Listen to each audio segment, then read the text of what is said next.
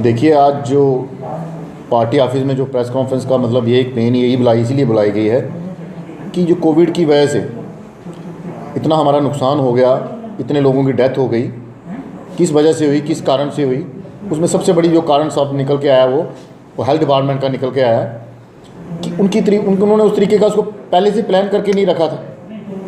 और जो हमारे बड़े बड़े ऑफिसर्स हैं, वो हेल्थ डिपार्टमेंट के जितने बड़े बड़े ऑफिसर हैं, वो घरों से निकलने की कोशिश ही नहीं करते और इस चीज़ को कैसे कवर अप किया जाए, किस तरीके से टेस्टिंग की जाए और लोगों को किस तरीके से राहत दी जाए, उनके पास उसका तरीका था। और जो डॉक्टर्स वगैरह लगे थे और जो पैरामेडिकल का स्टाफ है, हम उनको सलूट करते हैं। मगर जिन लोगों की एडमिनिस्ट्रेशन थी, जिन लोगों ने इसको कवर अप करना था, प्लानिंग करनी थी, वो तो टोटली फेल हो गए। और एडमिनिस्ट्रेशन इस तरीके से अगर फेल हो जाएगी, आम लोगों को राहत नहीं पहुंचा सकेगी, मरने पे छोड़ देगी, तो कैसे चलेगा? घर का एक आदमी अगर चला जाए, उस घर की जिम्मेदारी किन लोगों पे है? उस घर का खर्चा कैसे चलेगा?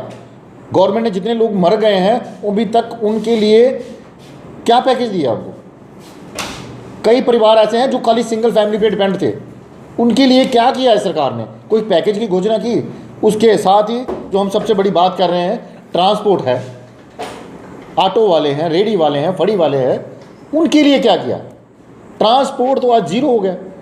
उनके सिरों पे तो पिछले 2-2 साल की तो किस्तें आगे बैठ गई हैं, वो तो दब गए हैं।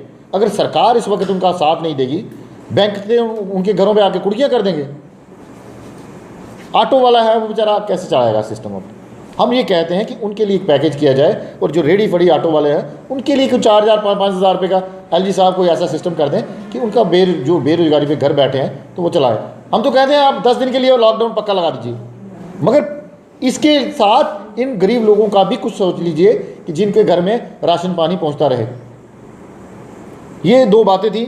मिडलमैन आज तो पिस के रह गया। बिजनेसमैन का जो है, शहर के जितने बिजनेसमैन हैं, बड़े बड़े छोटे छोटे, उनके लिए पिछले साल से क्या किया है? उनकी तो दुकानें सिस्टम तो बंद ही है।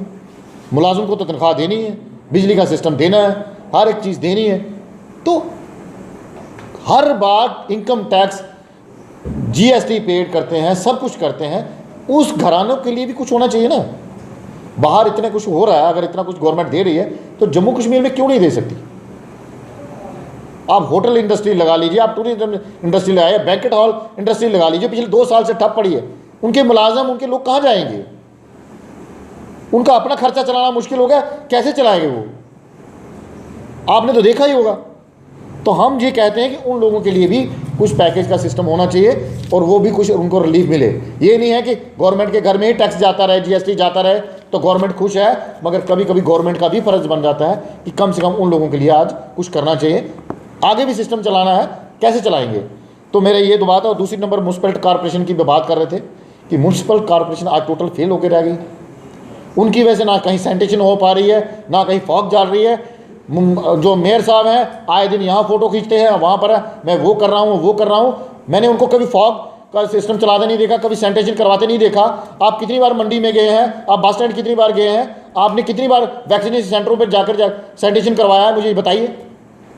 आज जो कोविड का इतना बड़ा सिस्टम खराब हो गया है, आप इस सबको रोकने का एक ही चीज़ है, सफाई अभियान साथ में चलेगा, साथ में डॉक्टर का सिस्टम चलेगा, तभी जाके इस कोविड पे हम लगाम लगा सकते हैं। तो ये हमारा कहना है। और एक्स्ट्रा अर्निंग भी कर दे। आज लोग मनमानी मर्जी अपनी रेट वसूल रहे हैं लोगों से, चाहे वो करियाने वाले हों, प्रिंट रेट लगाई, किसी चीज़ पे लगा तो प्रिंट रेट दे रहे हैं। चाहे वो दवाई की दुकान पे चले जाएंगे, अगर इस पर 50 रुपये लिखे हैं तो वो 50 ही ले रहे हैं। तो जबकि एक्चुअल में उसकी कीमत आप जब उनका कागज देखते हैं तो 20 रुपये है, 10 रुपये है। आप 10 की जगह 15 ला सकते हैं, 20 लगा सकते हैं, आप 50 नहीं ले सकते। तो इन